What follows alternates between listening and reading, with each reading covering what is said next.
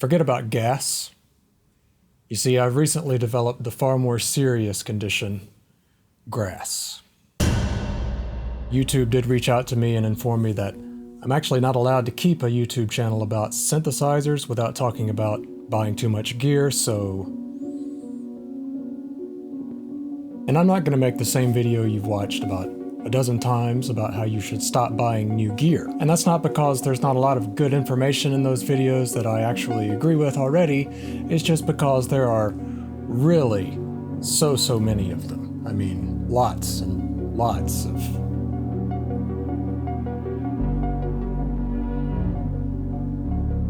You see, I've recently developed the rarest strand of this dreaded illness. Am I gonna get demonetized for saying strand in this video? I mean, I really need that $8 to buy more synthesizers. And of course, I'm talking about the dreaded gear reacquisition syndrome. Now, similar to its predecessor, this involves buying gear, but then selling that gear because you see something else that you really want.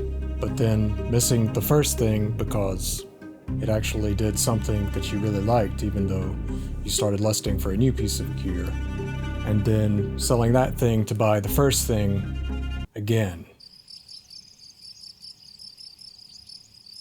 But then realizing why you sold item A in the first place, and then desperately wishing for some solution other than just buying everything. So you can see the circular nature of this problem, and unfortunately, the only advice I got from the CDC was to wear a mask over my eyes when I open Reverb on my phone.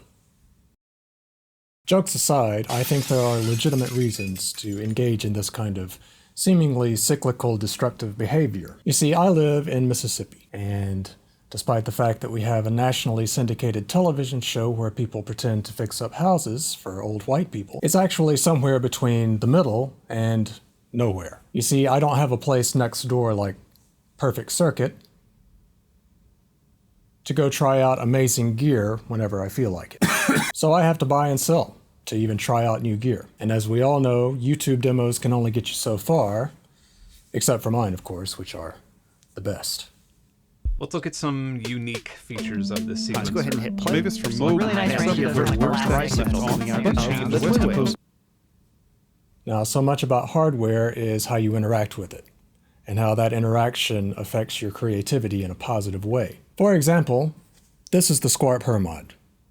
This was my very first modular sequencer, or modular brain. It is wonderful for generative music. It is wonderful for recording CV and MIDI off the grid. And what I didn't like about it was this tiny little screen and the fact that there's only one knob to input step sequence data, for instance. If you're playing sequences in, it's great. If you're programming sequences, not so great. So I sold it. And I bought the Eloquencer, which is still racked over there. And I love the Eloquencer because it is so immediate. It does all the things that I wish that the Hermod did better, as far as inputting step sequences in real time by hand. However, what I didn't love about it was the fact that you have to have a whole other expander module to get MIDI into the system, whereas with the Hermod, you've got MIDI built right in. As someone like myself who loves to play in unquantized sequences and get that going into CV through my modular system, it just wasn't quite as easy of a workflow, and I really missed that about the Hermod, which is why I now bought the Hermod again. Now at the time I could only afford one or the other, and I could list several legitimate reasons to own each of them, so I just had to make the best decision at the time. I've sold some other things in the rack to make room for both sequencers because I so think that they are both vitally important to my workflow and they're both worth having for me personally. However, this is the Synthstrom Deluge. Now the Deluge was actually my second hardware sampler, the first being the Electron Digitact. I sold the Digitact for the Deluge because I like the idea of having a piano roll layout, which I was already more familiar with from a DAW, and it just seemed a bit easier to work from a sequencing standpoint to me. And of course it can also do synthesis and time stretching and all of those things right in the box that the Digitact could not do. And then I discovered that I really did like some of the things about the Electron sequencer, especially the ability to put a sample per step. So I sold the Deluge, and I bought an Octatrack, And I dove in deep on the Octatrack and learned a lot about it, and then I used it really heavily for a while, and then I set it on a shelf.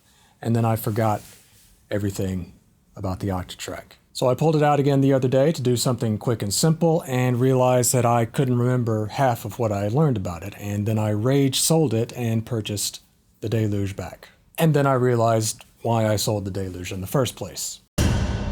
Maybe this video is just about what an idiot I am, more than anything else. This is not a great reason to buy gear, or sell gear, in my opinion. Now, I could have taken just a little bit more time to reacquaint myself with the Octatrack and save myself some trips to the post office, because the Deluge is just not going to fit into my workflow. I think it's a great little box. I think they're both great boxes. But I haven't quite found the sweet spot for me just yet with these hardware samplers, and maybe it's just that I'm not a hardware sampler groove box guy. Maybe I'm just more productive in a DAW. So unfortunately, this is going to go as well, but not for another OT, because for me personally, my life is simply too short to use an Octatrack. You know, maybe I should just buy another Digitact, come to think of it. Now, I say all of this to say that I'm not sure that I've come up with a solution for G.R.A.S, but I think from now on, before I buy or sell anything else, I'm going to sit down and write an actual old-fashioned pros and cons list about what I do and don't like about that piece. It really all comes down to drooling over the things that we don't have, which is always a dangerous game to play. But the good news for us is that most of this hardware does retain its value, so that we can at least get something back out of it if we decide we want to try something else. The fact is, every piece of gear has its own strengths and weaknesses, and each of us as an artist has to determine what is best for our creative workflow. Of course, while belittling other people who like other things on the internet. Now, if you'll excuse me, I believe my very first analog heat has just arrived.